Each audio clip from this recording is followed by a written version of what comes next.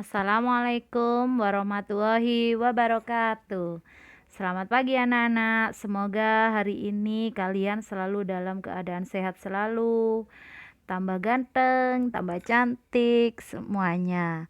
Semoga kalian selalu bahagia.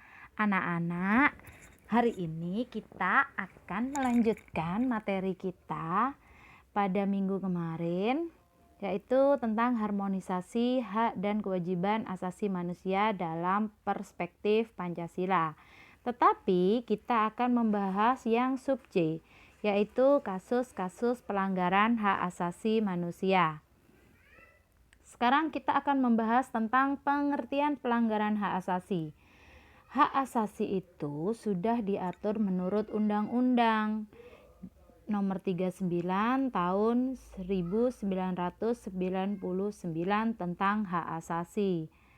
Nah, yang kedua, kita akan membahas tentang faktor penyebab pelanggaran hak asasi.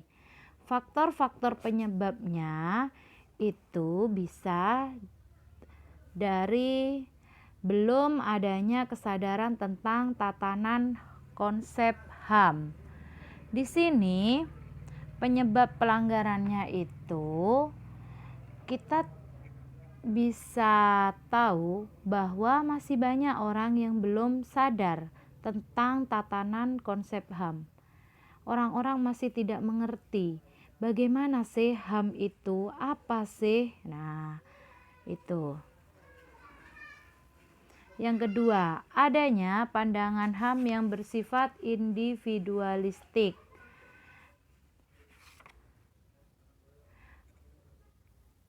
Terus kurangnya berfungsinya lembaga penegak hukum. Terus kurangnya pemahaman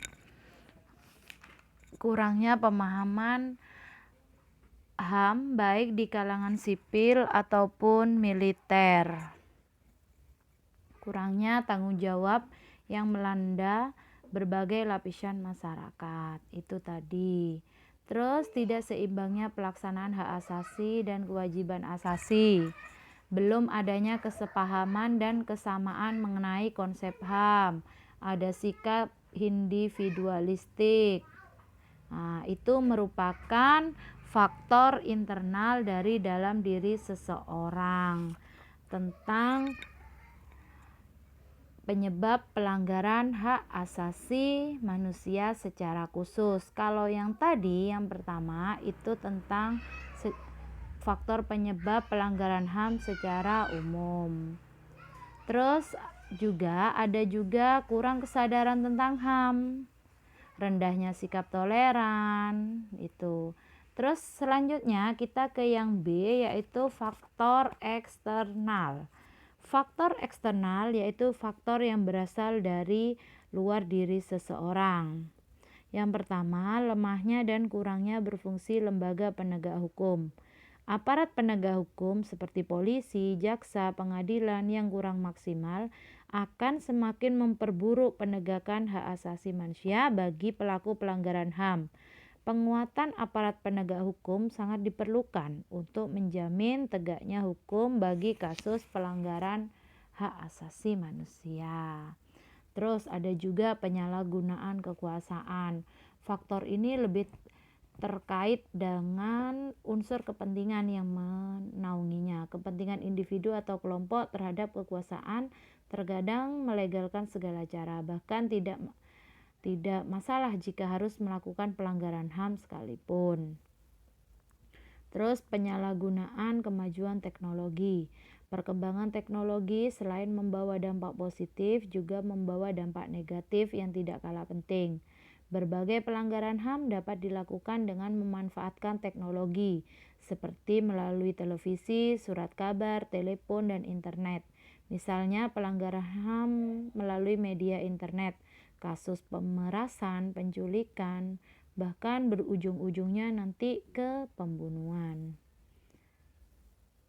Terus kita lanjutkan, yaitu tentang kasus pelanggaran hak asasi manusia.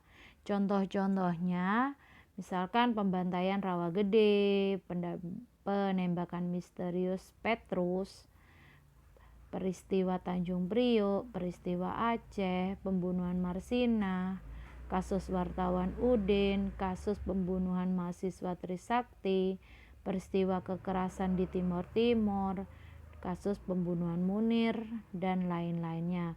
Itu merupakan contoh-contoh kasus pelanggaran hak asasi yang ada di Indonesia. Nah, kalian sekarang sudah memahami tentang kasus-kasusnya.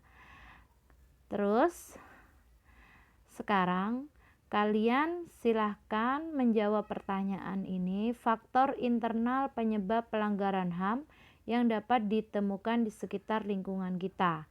Kalian tulis jawabannya di buku PKN lalu diberi keterangan tugas bab 1 sub 3.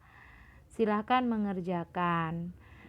Semoga ilmu yang Ibu berikan bermanfaat dan saya ucapkan terima kasih.